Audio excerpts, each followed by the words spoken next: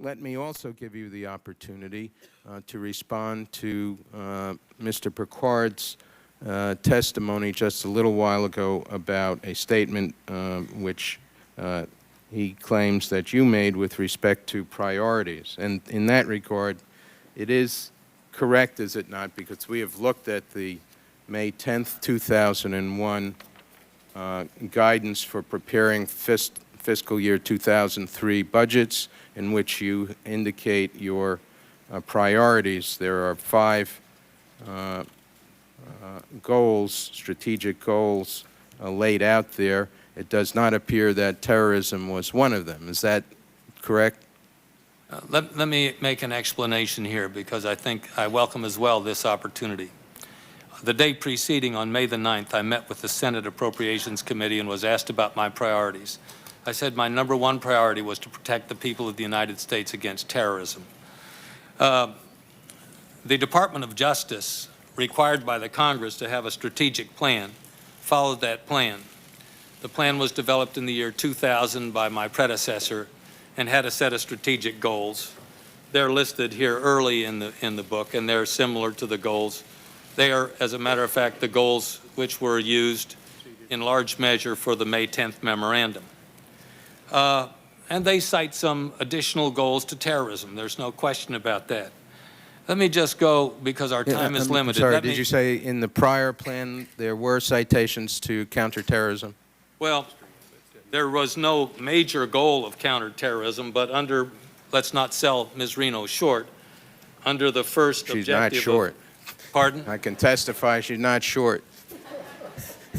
Well, I won't make any personal comment. I'm short.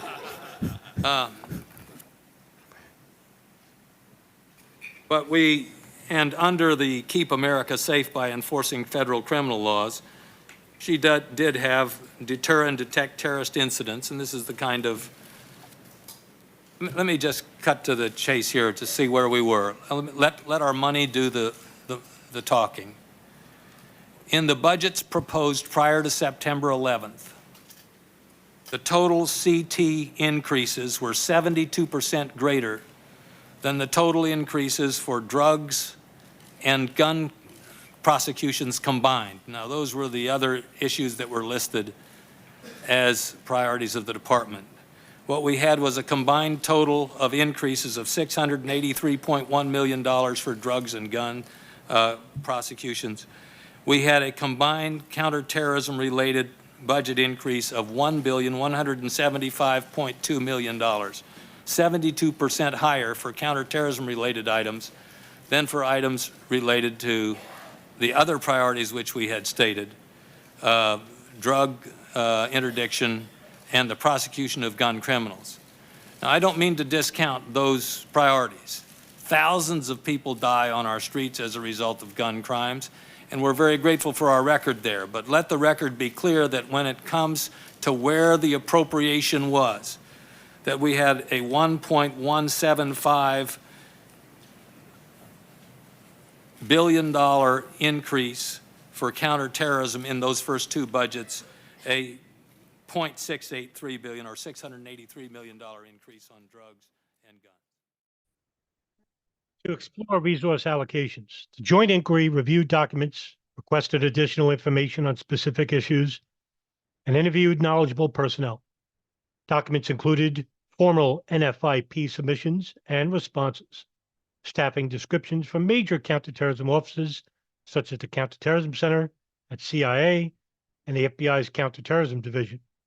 CIA and FBI submissions requesting additional resources, supplemental appropriations, and justifications.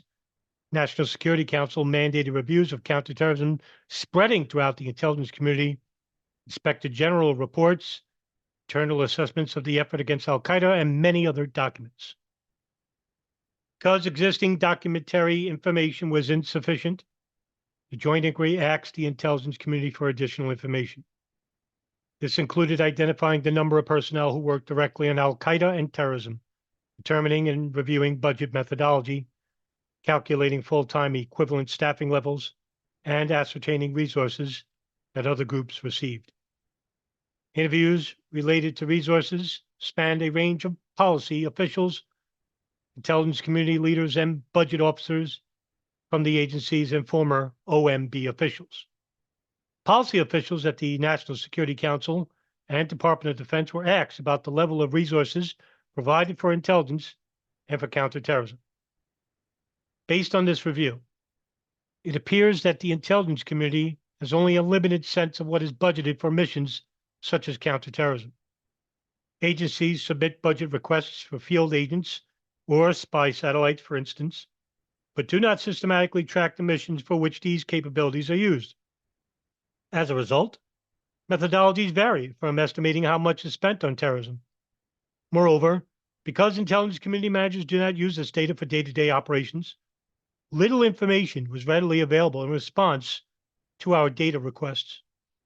The intelligence community cannot quickly determine how or where money is spent, or which missions its personnel are carrying out. Intelligence community budgeting procedures thus make it difficult to determine whether counterterrorism as a mission is properly funded. Community and components budget by capabilities such as the number of intelligence officers or satellites, rather than by missions such as counterterrorism. Many of these capabilities, however, serve more than one function or mission, making it difficult to measure resource allocation. For example, a CIA field officer may collect on the internal policies of a country, a weapon shipment, and terrorism. According to the CIA's Associate Deputy Director for Operations for Resources, Plan, and Policies, it is difficult to measure how much is spent on counterterrorism, and the least precise area of accounting is human resources. For instance, in the field, personnel might work on several targets. Requiring them to keep track of the time they spend on particular tasks was considered, but rejected due to the administrative burden this would impose. Also, counterterrorism often entails infrastructure costs that cannot be readily allocated to a particular effort. Before fiscal year 1999, there was little effort to track counterterrorism spending because counterterrorism was not an office or an expenditure center. Counterterrorism is not limited to the CTC, and other CIA components support the effort. Finally, the CIA's accounting system focused on capabilities and resources, not on missions. In fiscal year 1999, the Office of Management and Budget, OMB, required that spending on counterterrorism be tracked. According to the CIA Budget Office's Director and Deputy Director, counterterrorism spending was calculated by determining the costs of CTC and specific counterterrorism operations for other offices. Indirect costs for those offices, like infrastructure and computers, was not included. To make these calculations, budget officers had to examine each organization in each program. While efforts are underway to reconstruct budget procedures to make data more easily retrievable, it remains difficult to determine what the intelligence community is spending on specific issues and missions. Data must be manually retrieved since budget systems do not talk to human resources systems. The effort is time and labor intensive and not repeatable because different measures are used in different years. Even the CIA report on the counterterrorism effort that was provided in response to a specific joint inquiry request required a manual reconstruction of hours worked, which is imprecise at best. Thus, the agency could provide only limited information on how its officers divided their time in 1998. A senior NSA official in testimony criticized personnel accounting procedures that focus only on one product line, such as counterterrorism, noting that cryptographers, target developers, and other personnel contribute to products even if they are not formally part of the product lines. However, NSA was unable to provide a procedure to account for the contributions of those personnel. As a result of the ambiguities, the intelligence community often does not know how much it spends on particular efforts, making it difficult to compare funding across missions. Moreover, different components of the community use different measures to determine how much they spend on missions. There is no universally accepted method to measure indirect costs, such as infrastructure. In light of these difficulties, the estimates of spending on counterterrorism that follow should be viewed as rough outlines, not detailed pictures of overall expenditures. Since counterterrorism is not an explicit budget category for the intelligence community, it is difficult to estimate the percentage of community capabilities dedicated to counterterrorism. Community budget officers advised that components of the community use different measures to estimate total sums spent on counterterrorism. These measures are not consistently used within agencies. Finally, indirect costs are often excluded from these figures. In addition to this data problem, the White House refused to allow the intelligence community to respond to joint inquiry requests for information regarding budgets and budgetary decision-making. Many important resource issues revolved around the question of who said no to requests for additional funds for counterterrorism. However, the White House invoked executive privilege and refused to permit the intelligence community to provide free decisional data on budget requests that were made by agencies before they were sent to Congress. The joint inquiry received some of the information indirectly, but large gaps remain. The White House also invoked the executive privilege in response to requests for information on spending for covert action.